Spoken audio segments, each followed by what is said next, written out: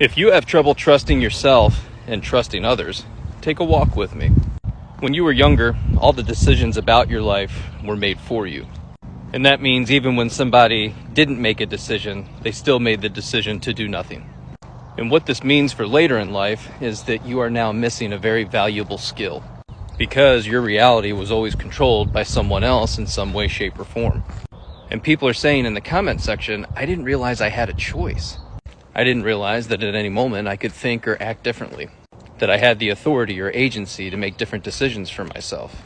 Never having learned or honed the skill of discernment, you might feel lost, frustrated, irritated, upset quite often. Now, a lot of times your caregivers didn't actively or intentionally try to control your life because they were trying to be controlling. It was often to try and keep you safe.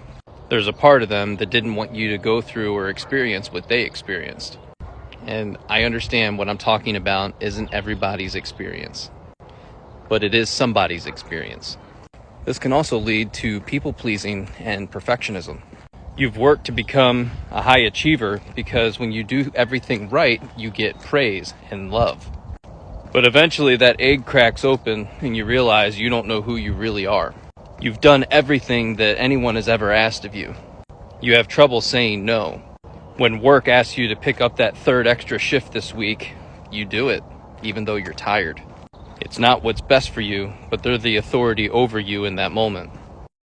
Self-abandon, and you say yes. Because if you say no, you feel like you're going to get fired. And here's another interesting piece of that puzzle is how we look at information. The easiest example is TikTok creators. And understanding that when you're looking at this stuff, some people are therapists, some people are coaches. And there are some therapists who are also coaches. What I say next is going to be a big step in your journey to trusting yourself.